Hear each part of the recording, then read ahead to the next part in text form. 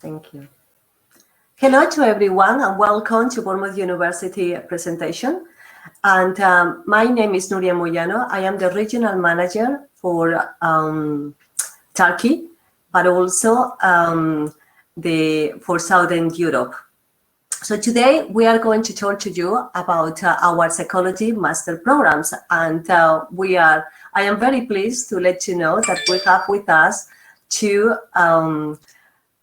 of our academics, Dr. Shanti Shankar, who is a lecturer in psychology, and she is the PL, the program leader for the Foundations in Clinical Psychology. And we have as well Dr.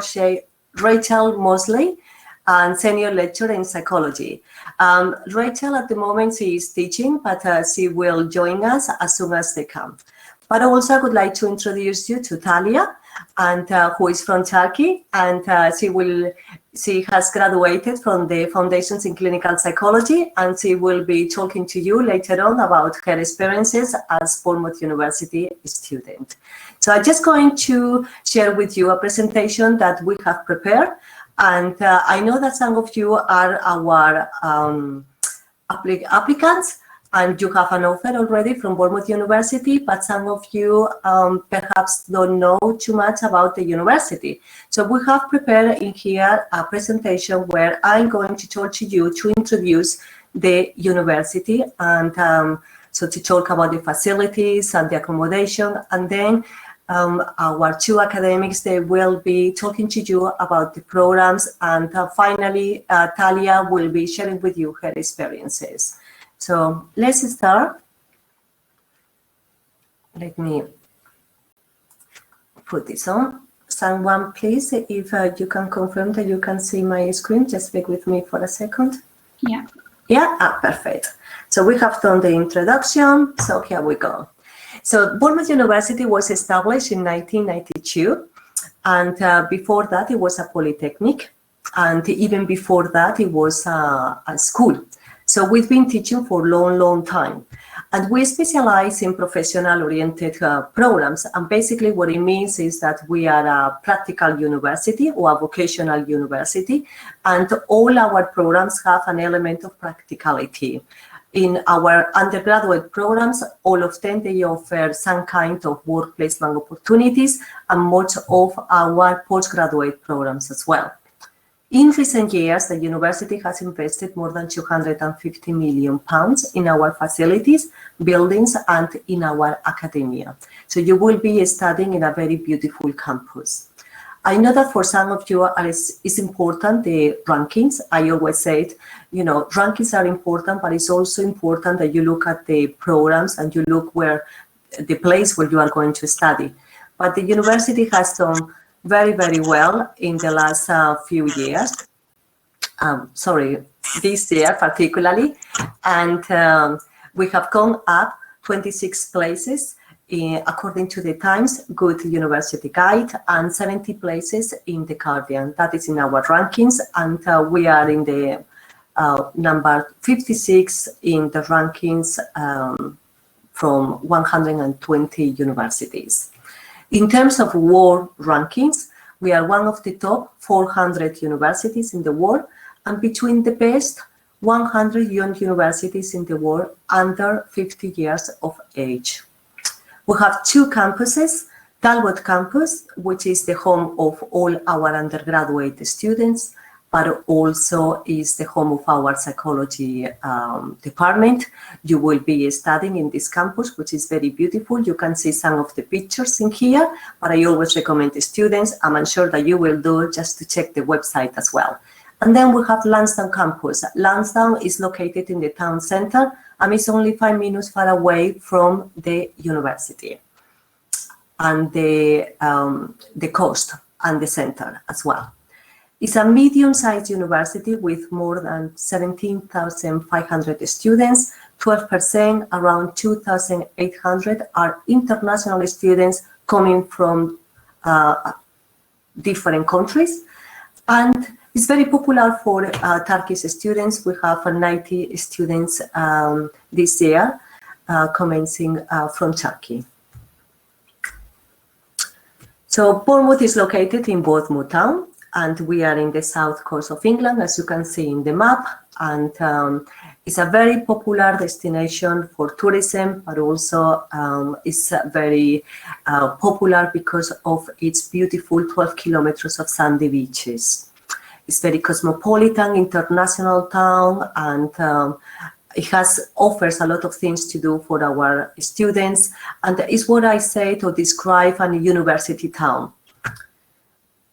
The location is fantastic. It's less than 2 hours far away from London by train or coach, but also we have our own international airport that flies to major destinations in Europe.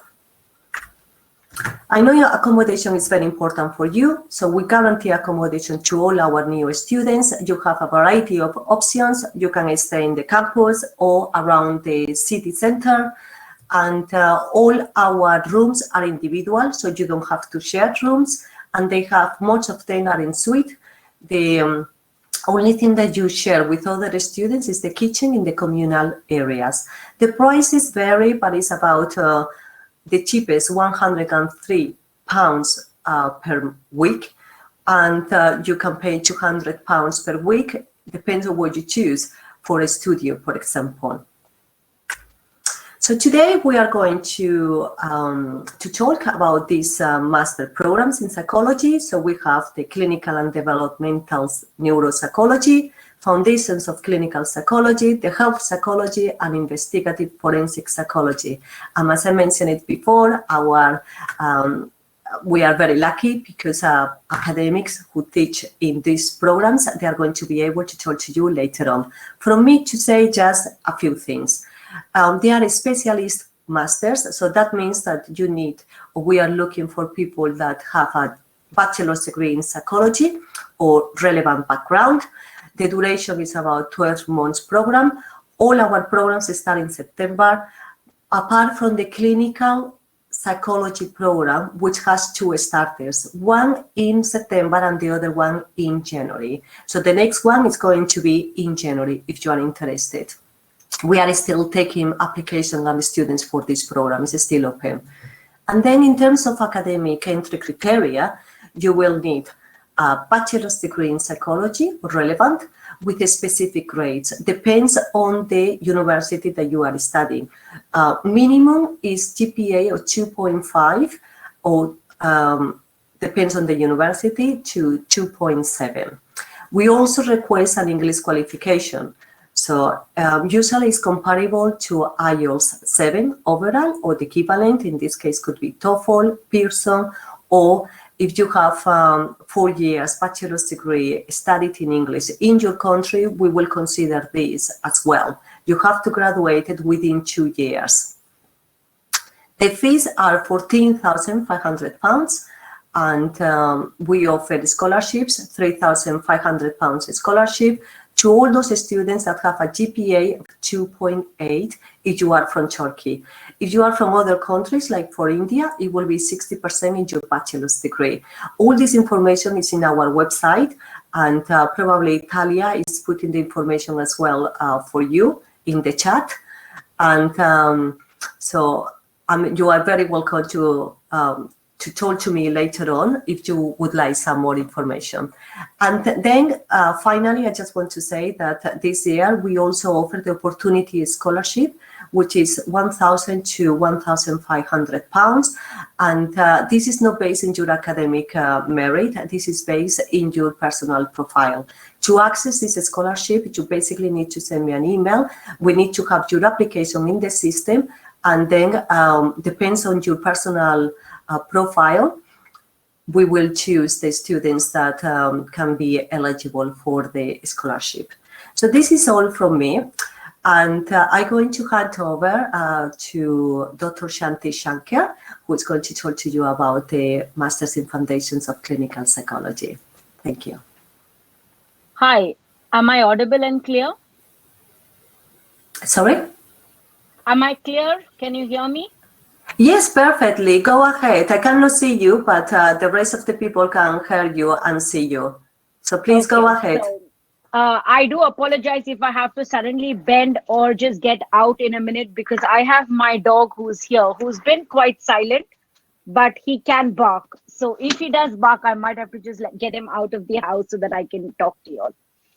So welcome to the opportunity to understand and study masters in Bournemouth University. So I lead the MSc Foundations of Clinical Study, of Clinical Psychology. And why do you want to study an MSc here? Because this is the MSc where we actually use some of the cutting edge third wave psychotherapies as part of the course. Next slide, please. Next slide, please. So what is clinical psychology? So basically within psychology, you have different aspects of clinical psychology. And previous slide, please. So we have a lot of, yes. Sorry, Shanti, the slide that I have in front of me is what is clinical psychology. Is that the one that you are looking at? That's correct, yeah. Okay. So basically, within clinical psychology, we have a lot of aspects such as assessments, diagnosis, and treatment. So within psychological mental health. So during this course, you kind of get a overarching understanding of psychological disorders that forms part of clinical and counseling psychology. And clinical psychology basically comes from what is known as the NHS, or the National Health Services, as the definition being that it aims to reduce psychological distress and enhance and promote well-being in psychology. Next slide, please. So within this course, if you decide to come in for the course with MSc and Foundations of Clinical Psychology, we have the year is divided into 2 semesters. In semester 1, which starts in September, we normally do what is known as the roots and ranges of psychological disorders. And we have a module that's called the advanced research methods. In January, when we actually end our semester 1 and start end of January, early February, we start with our semester 2. We do what is known as psychological therapy and advanced statistics. So if you decide to take the January intake and come in 21, you would do the psychological therapy and advanced statistics first in February. And then the following September, you would do the roots and ranges of psychological disorders and advanced method. We have a dissertation which kind of runs through across both the semesters. So you do a project currently we do a literature review and understand clinical topics. And then we kind of try to understand how that is of interest to your particular aspect. So for your dissertation, you can pick up a topic. You are provided with academic supervisors who will support you during that journey. Next slide, please.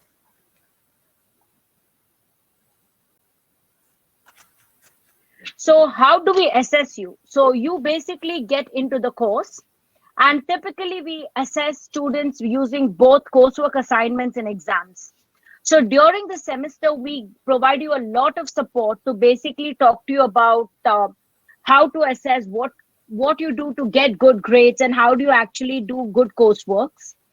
And then when we talk about the term coursework, it basically means understanding a number of assessments, including written reports, presentations, psychotherapy, and role play.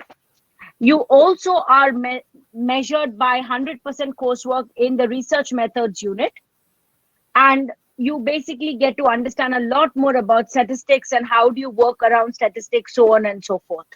Next slide, please. So the main focus of our teaching indulges or includes what we know as the fusion model.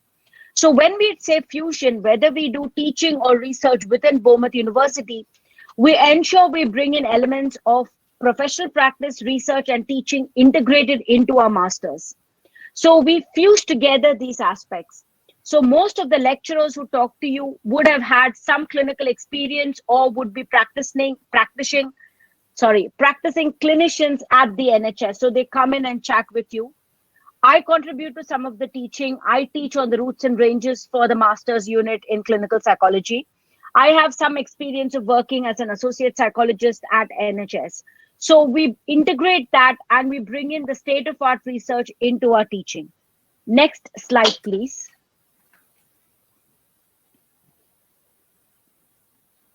So here we also have opportunities for research assistant schemes. So within Bournemouth University, you often get opportunities to work as a research assistant, which allows you to undertake some literature reviews, help with some programs if you're doing experiments, recruit participants, collect and analyze data.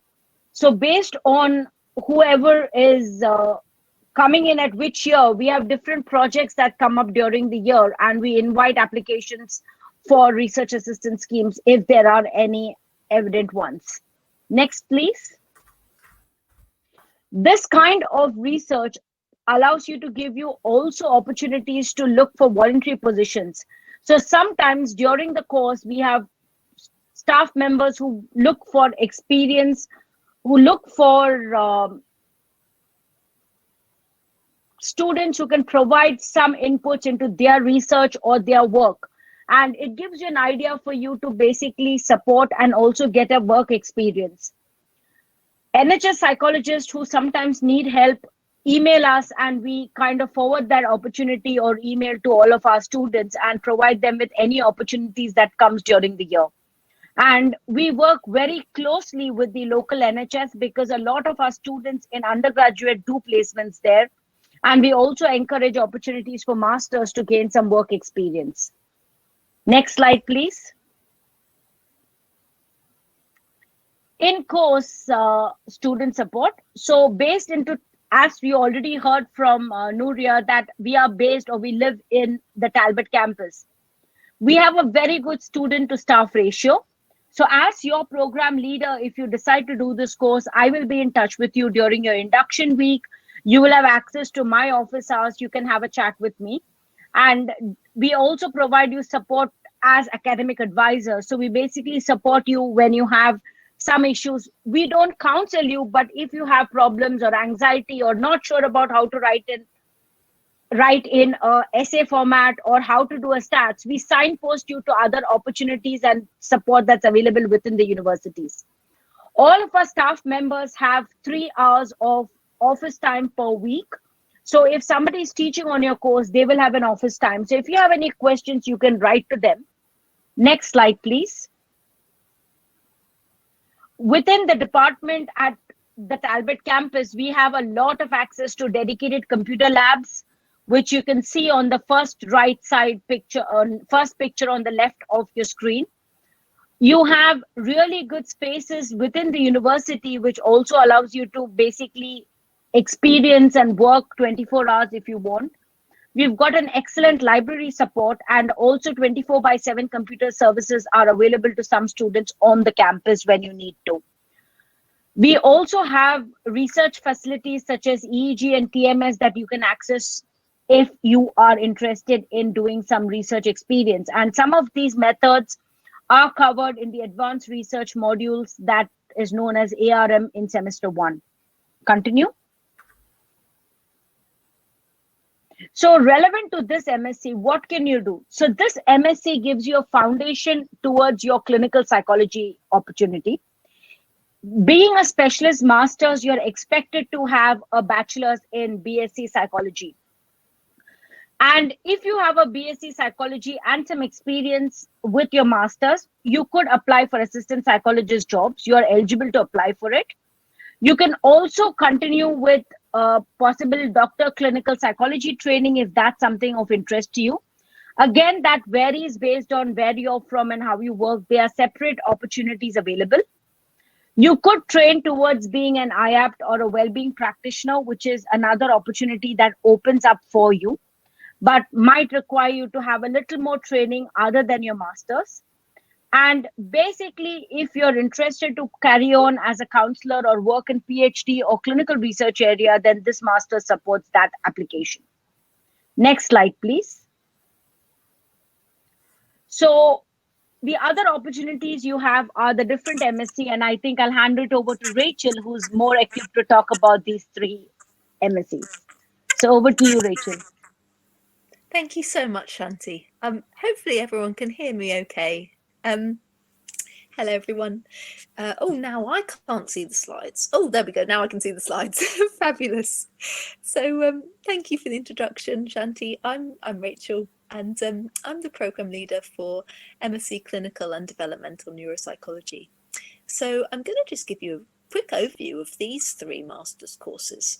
But what I might just start by saying is that a lot of the points that Shanti made in relation to the Foundations of Clinical Psychology course, a lot of those same points are relevant for all of the master's courses in psychology here. So, for instance, the point about support resources, hours from academic staff to support you, resources around computing, around access to experimental facilities, like EG was mentioned, for instance. What other ones?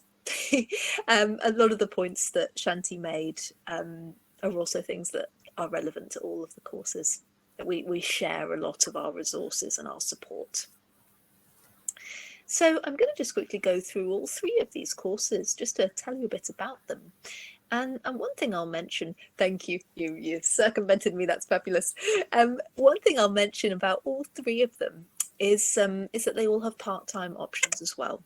So the full-time option means that you'd be completing the course in a year, but the part-time option means that you can complete it over 2 years. So let me go through, first of all, my own program. So Clinical and Developmental Neuropsychology. What we're interested in is taking a look across the whole lifespan at brain development and function. So we start off by looking at conditions that are normally diagnosed in childhood, so things like autism, ADHD. We then go on to study clinical and cognitive neuropsychology. So we're looking at, for instance, syndromes that are the result of brain injury or disease. We then look at neurodegenerative conditions like Alzheimer's disease, Parkinson's disease, for instance. So we start off with these kind of childhood diagnosed conditions, and we kind of work our way through the lifespan. And we, in terms of like who teaches the course, it's taught by people who do research in these fields. So we have people who, for instance, I do research in the field of autism, people who do research in ADHD, dyslexia, and so forth. And we also have clinical and educational professionals who come and contribute to our teaching. And another thing, a very important thing to mention, I think, as well, is that we also have speakers with lived experience. So, for instance, we have autistic people come in. We have a lady with aphasia, which is a language disorder. We have people with, I think in the past years, we've had people with Huntington's disease and so forth. So they're also a really fantastic part of the course. So another important aspect to mention about the course is that we have an optional placement unit. And so quite similarly to what Shanti was saying, we have contact with local clinicians, local schools for children with special educational needs, the local Pool Hospital, for instance. And so we have students, we support students to get placements. They're quite competitive, but we support students to get placements, for instance, in the stroke unit, where they would be shadowing clinical psychologists, for instance. And they can also have placements in a research setting where they're working with a member of staff within the department, or maybe they're going into a school and so forth. So in light of that, and in light of the course content, we're really equipping students for a range of different careers. So this program is also very relevant if you wanted to go into training for the clinical doctorate, or if you wanted to work as an assistant clinical psychologist or an assistant educational psychologist. We have students also who've gone into the educational psychology doctorate. We also really work on transferable skills like research skills, statistical skills, transferable skills, research methods. We share some of our teaching with the Foundations course. And so we're also equipping you to become researchers if you should so wish. So if you wanted to go on and do a PhD, for instance, or be a research assistant, and there's a range of different areas you can go into. So we had some really nice comments from previous students there, really just talking about the opportunities that opened up for them through the course, and really the way that we're trying to kind of expand things for them in their future. Move on, please. Oh, that was strange. So I'm going to go on now. Health psychology. So I don't teach this one, but I'm going to just give you an overview. So this program is fairly new at Bournemouth University, and it's a fabulous program. So it's actually accredited by the British Psychological Society as being a formal stage in training if you wanted to go into health psychology as a profession.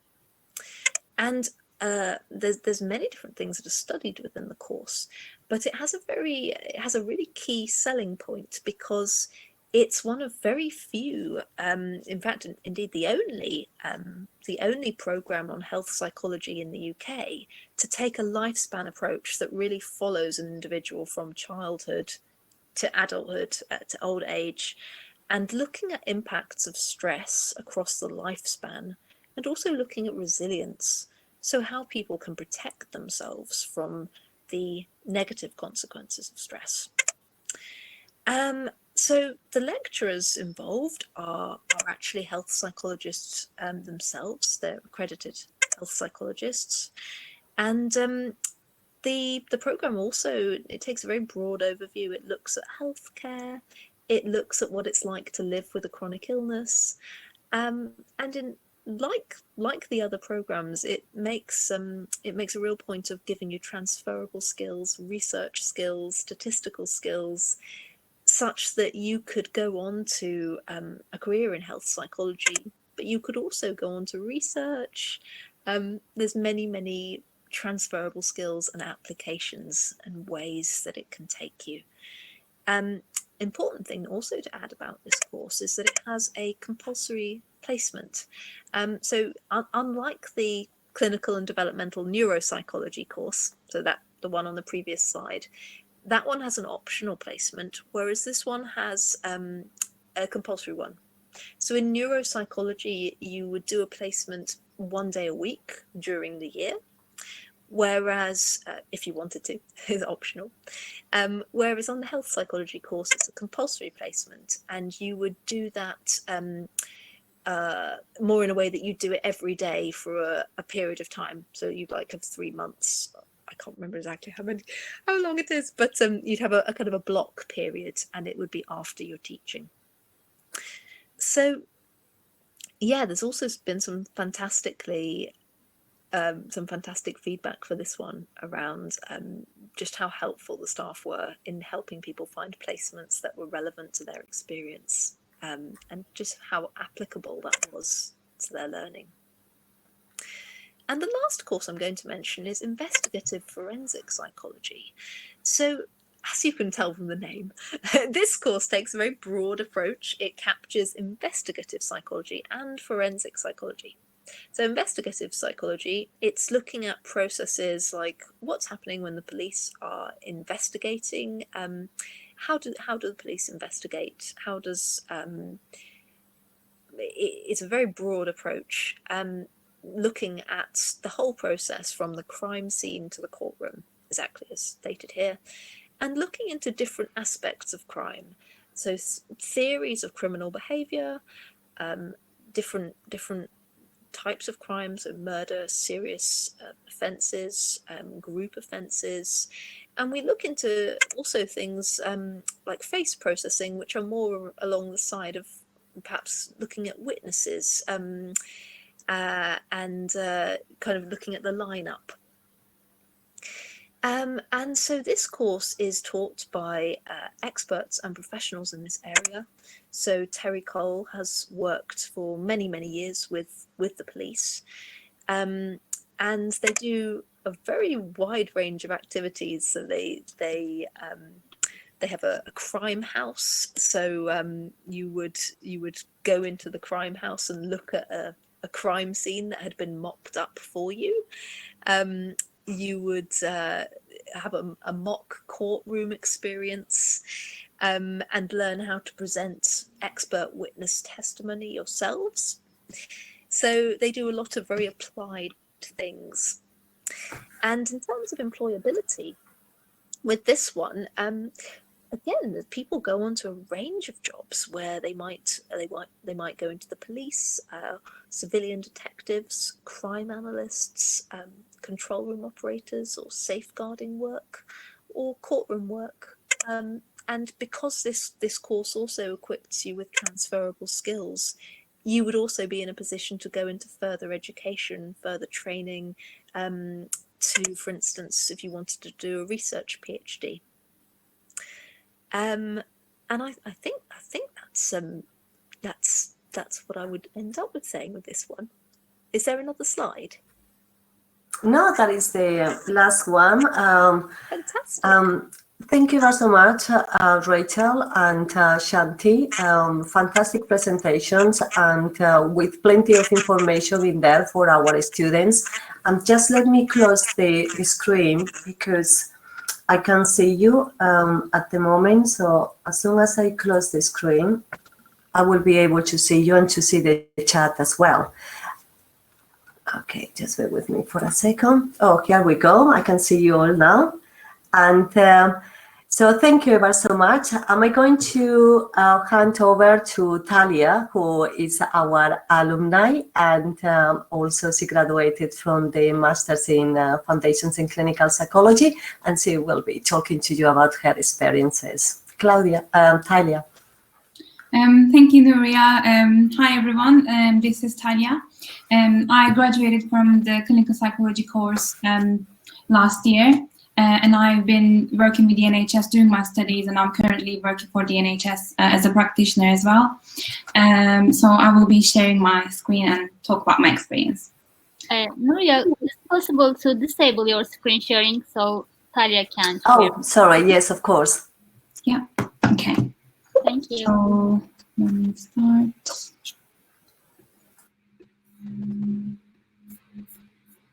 Can you see the screen now? Yes, we can. Okay. So academic studies at uni is slightly different to the academic studies in Turkey. So you will have around 8 to 12 contact hours per week, but this might vary from one course to another. But for clinical psychology, for example, we only had 2 full days for us, and the rest of the week was for us to do kind of independent studies, self-learning. We had a library to use, so you can use the library even if you're off campus using your login details, and you can access all kinds of books. So you can also work part-time with your studies, but bear in mind that psychology is a really intensive course. So there will be variety of learning resources, group presentations, practical courses. For example, as part of the clinical psychology course, we had a lot of guest lecturers coming who were experts in the field, and they were coming and talking about their experience. And then with some of them, we got in touch after we graduated to, for example, as I'm working with the NHS now, I'm emailing some of them, and then we are still in touch. So it's a really good opportunity to engage in those lectures. In terms of employability, you have part-time jobs, like I said. So as part of my degree, there was no compulsory placement, but our lecturer, they were always sending emails. Someone was always coming and saying that there's this opportunity, would you like to do this voluntary job placement, which is again not in the course, but it's advised. So I work with the personality disorders unit with the NHS, which is a national health service at IEFT. So I had the opportunity to practice dialectic behavioral therapy, which was really interesting. And I worked for them voluntarily for a year, and then that allowed me to get my other job with the NHS and also some of the charities in the UK, which I will be covering in a minute. There will be careers advice and guidance. So when I was studying I had my cover letter, I had my CV, and the university has a faculty advisor specific for SciTech, for example. And then they reviewed my cover letter, they improved my CV, and then they gave me some interview skills, and I was able to ace the interview and got the position. Because most of the psychology, especially assistant psychology ones, are really competitive. So it's really good to get the career advice benefits. In terms of awards, you can get awards for your degree. For example, the highest award you can get is distinction. So I graduated with distinction, which allows you to find, again, better jobs. You can also receive awards as part of your job. So I worked for BU as a student ambassador. So I got an award, Student Ambassador of the Year, which gave me a lot of skills, transferable skills that I could use as part of my current role as well. And also I worked with my lecturer as part of her research about mindfulness as a research assistant, which was again voluntary, but I just wanted to do that one to improve my CV as well. So that's a really good opportunity. So if you're just hesitant to say there's no placement option, that's all up to you. You need to be assertive, go and talk to lecturers, and make your own opportunities. Again, in terms of my personal experience, I worked with the NHS as an honorary assistant psychologist for a year with personality disorders, and for 6 months with IEFT services, which is primary care service. We were using CBT for people over the age of 16. I worked as a student ambassador. I was writing blogs and vlogs, and I'm still working as a student ambassador as well. That's why I'm giving you this speech right now. And this was my video talking about the Student Ambassador of the Year, because it was a great award to get, and I use again those skills. I'm currently working, like I said, with the National Health Service as a practitioner, again using cognitive behavioral therapy, but also I'm working in partnership with Dorset Mind, which is a mental health charity. And then I've been working with them for the last 11 months, which was again after my degree. I was able to find a job within a month. So it's really important, and it shows how intensive the course was and how much skills the course gave me. And as part of my role, I earned an award as well just yesterday, because I was delivering some webinars for the whole Dorset community to improve their mental health around the pandemic. So you have lots of opportunities in Bournemouth. Bournemouth is a great town. You can see, like, it's very social. The town centre is really nice. We have a 7-mile long beach. It's very friendly and it's international. There's so many students and safe. The pandemic, again, it is affecting everywhere in the UK, but we are not affected as much because it's the orange area. It's not a really big metropolitan city, so you will be safer than other big cities like London. If you want to get in touch with me as well, you can go to Unibuddy, and then you can type your course, and you can type the country and level, and then you can either talk to me or Bensu to ask some questions. If you're also interested in scholarships, I would say it depends on your graduated, like for example, I graduated with, I think my average was 3.93 out of 4, which gave me the Dean's Executive Scholarship. But if your GPA is above 2.8, you are eligible to get £3,500 scholarship, which comes automatically with your offer letter. But if you want to apply for the scholarship I received, which gave me 50% off my fees, you need to write a specific statement for that one. It doesn't come automatically. But you can get the scholarship if your GPA is above 3.5, but it's very competitive. So you need to apply and then wait for the results, which would be around July time if you are going for September entry. Lastly, if you want to watch my videos, I have some blogs and vlogs that you can watch, the vlogs. So I put the link here. So if you go to YouTube and type Bournemouth University Italia, I have a lot of videos talking about the course itself, the traveling, the career service, the social life, location, everything about BU.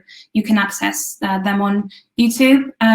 If you have any specific questions, I'm happy to answer them as well. I only had 5 minutes to talk briefly about my whole year at BU. And just to say, this was a really good decision for me. I'm very proud to be at BU, and I'm still in touch with my lecturers, so good luck.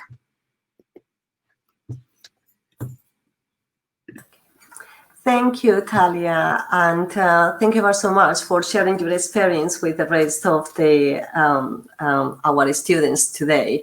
I think it's a fantastic opportunity for them just to have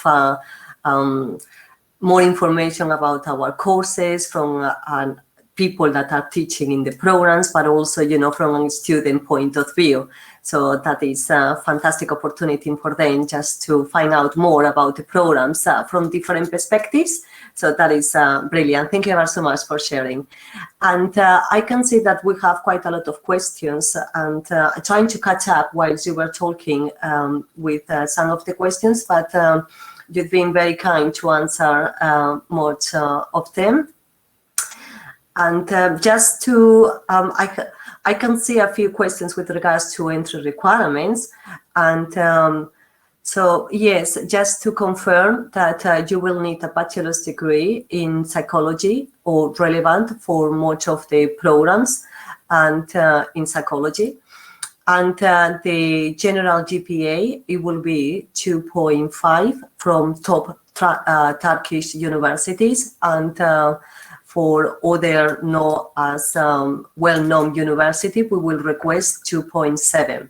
With regards to the English entry requirements, I know that in general, we will request the IELTS with 7 overall, and with a specific grades as well in the other elements of the test.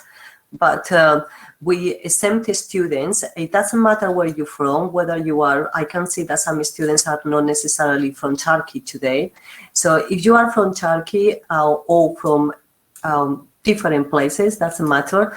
As long as you have studied 4 years of bachelor's degree in English, and you can prove this by maybe sending us a letter from the university confirming this, and graduated within 2 years of studying, then we will exempt you from the English IELTS qualification. We will accept that as your English qualification. So I hope that is clear. In terms of scholarships, and at the moment there is 2 scholarships, the Academic Excellence Scholarship. You don't need to apply for that one. That is given to you automatically as soon as the system can see, or when we process your application and we can see that you have 2.8 average in your GPA from Turkey. If you are from different countries, from India, it will be 60% in your bachelor's degree. From Spain, it will be 7%. So it will depend on where you're from. But the information is in our website, and you have my contact details as well. And as Talia put the link as well, you can see that information in our web pages. So there is a question as well with regards to the British Psychological Society accreditation, and only our health psychology program offers this accreditation. The other programs, they don't offer this accreditation, as Dr. Rachel mentioned it as well. I'm just, Shanti, you want to add anything? I just wanted to kind of reconfirm that in terms of accreditation, most universities across UK do not have masters accredited. So there are very few courses that are accredited at the master's level, because they then feed into what is known as the Society Stage 1 accreditation for practitioner psychology. Okay. So that's the link for accreditation. So like, for example, the health is accredited. If you do the health psychology, you also kind of tick the box from a BPS Society Stage 1 professional practice kind of a thing. So most of the general masters across universities are often not accredited. So in masters, you need to see more of where you want to go and what is your need to understand the masters, or what's your career path. instead of just looking at accreditation. Okay. Nuria, so for example, Shanti is right. When I first came to BU, during my studies, I was applying for a job. So they do look for BPS accreditation, but for your undergraduate degree from Turkey, you can accreditate that one. So I applied for BPS with my undergraduate degree. I got the accreditation. And then when you apply for a job, they look for that one because, as Shanti says, none of the postgraduate degrees in clinical psychology for masters offer BPS. You need to either have undergraduate degree or a doctor's degree for the BPS. But you can accredit. And that's exactly why we say BPS needs to be accredited, and that's why this is a specialist course. So if you don't have BPS psychology accreditation, because if you graduated from any country, and if you graduated in psychology, then you automatically fit in the requirement for the BPS accreditation in the UK. Yeah. So for example, I come from India. So my basic graduation was in India. So when I came here, before I did my master's, I got my BPS accreditation on basis of my graduate experience in India. So that's just what I wanted to re-support that. So thank you. Excellent. Thank you ever so much for your answers. And I think that is really very clear now. I saw one question with regards that perhaps I'm going to ask our academics. Would you accept students with a bachelor's degree in psychology and counseling? For example, would you accept that, or it has to be psychology? What are you looking for your students? Basically, Rachel might be better at answering this, but my understanding is that it needs to be a bachelor's that's accredited or accepted by the BPS for a psychology degree. So there are certain, so I don't know how to look at it, whether it's psychology with counseling or psychology, but it is, I think, on a case-on-case basis because of accreditation issues. So it's not a blanket statement is what I would think, but I think Rachel might have a better answer for that. Thanks, Shanti. I would say that, again, just as Shanti said, it's a case-by-case thing. As a program leader, when I receive an application from someone who doesn't have a straight psychology background, I would be interested in what modules you've taken. So I would want to know, have you done any work on statistics? Have you done any work on research methods? Have you done a dissertation project? So I couldn't say, I couldn't have a blanket rule that I could tell you now that I would never accept someone with this counselling degree or this. I would need to look at your individual degree and what units, what modules you've done, and that would be the same with health psychology and forensic, I think. And I think that's the same with clinical psychology, because as program leaders, you would want to know, whether you can manage the kind of workload that is expected in the bachelor, in masters based on your experience, but also based on the fact what is your career pathway or what you need, if that makes sense. Yes. We want to know where you want to go as well, because we don't want to, it might be that you're applying for my course, but you actually are more, where you want to go is more appropriate to be in forensics or to be in something else. And we don't want to set up false expectations based on blanket statements. So it's very important for us to have that chat with you if possible. Thank you. Thank you. Just looking at the questions, I don't know if we have actually missed any of the questions. There's one question, Nuria. Someone's asking whether admission can be deferred twice. Yes, we can. We can, at master level, we can defer one more time. So yes, that will not be a problem at all.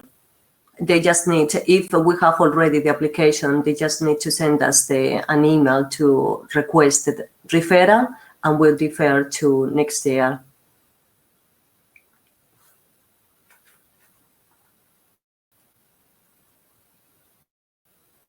I think. Oh, sorry. No, say that. Someone says, I currently study at uni. Can I transfer to Bournemouth? Is scholarship given by the university to transfer students? So I think he's... It depends. Depends. If he's studying in Turkey, for example, I don't think we will be able to transfer it to the master program, because we need to have an agreement, a partnership agreement with that university. And at the moment, I know that we don't have any agreements with Turkish University in the Department of Psychology, so we will not be able to do that. However, at undergraduate level, we might consider, but we need to check. Also, another thing is whether if the student is actually in the UK. So that will be more problematic because of the visa. So there are quite a lot of things that we need to consider, but you can always send us an email and we will be able to come back to you, with the clear information, because it will depend on your personal case, basically.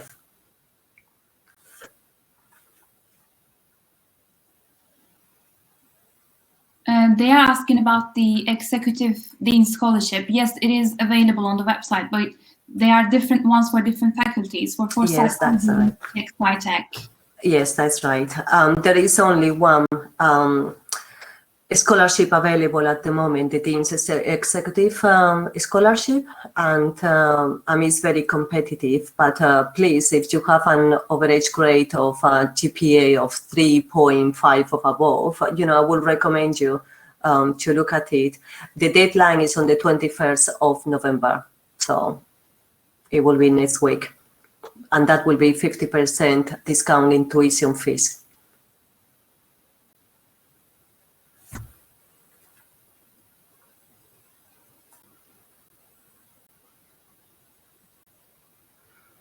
So I think we have answered now much of the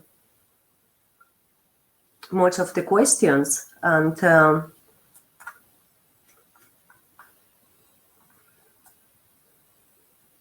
I'm just going through very quickly to see if I missed something.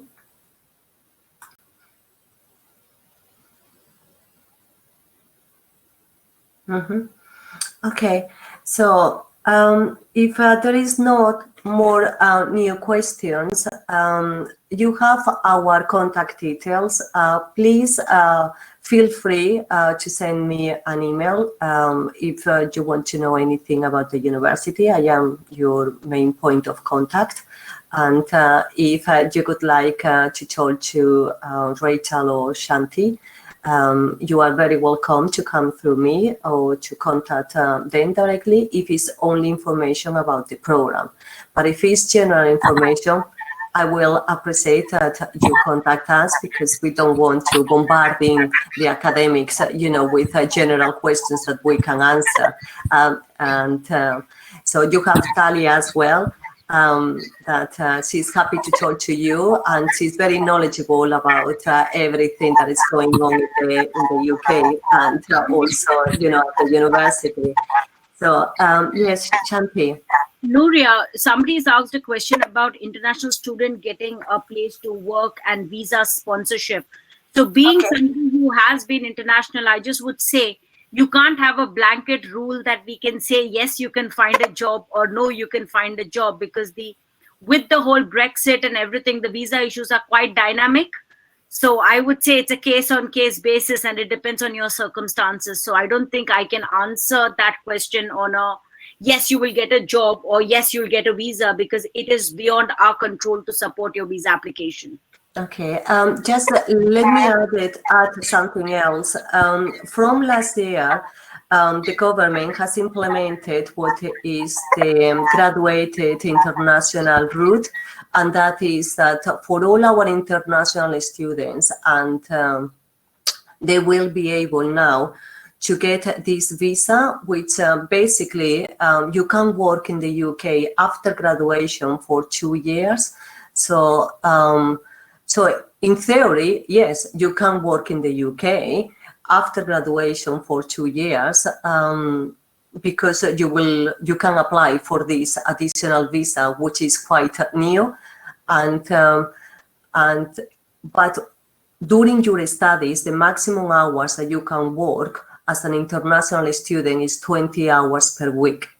So just to make this clear, that as international student, only 20 hours per week you can work, and after graduation you apply for the GIR visa and you can work full-time in the UK for 2 years.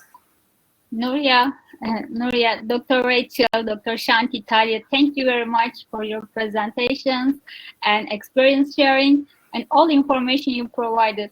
Thank you very much again. Nuria, could you also please share your contact details in the chat box again? It's on the upside, so they can see it clearly. Also, if there are further questions, you are able to stay in the platform and answer them as written. Okay, that is lovely. I think if you go into chat, all the information is in there, our contact details in the chat session, and the emails are in there as well. And I want to take this opportunity as well to thank Dr. Shanti and Dr. Rachel for your time today and for sharing such a useful information about our master programs in psychology. So thank you ever so much for being part of this. I'm sure that the students are appreciating your time and your involvement as well. Of course, I would like as well to thank Talia for sharing the experiences with you all as well. And she has plenty of tips to give you. She is available as well in our website. You have the contact details, so please, contact us and feel free, to be in touch with us as well. So with this, I think I'm going to finish as well the session. Thank you very much again. It was very nice to welcome you all at the IEFT Talks webinar. See you soon again. Thank you, Burçe, for organizing this as well. Thank you. Bye-bye.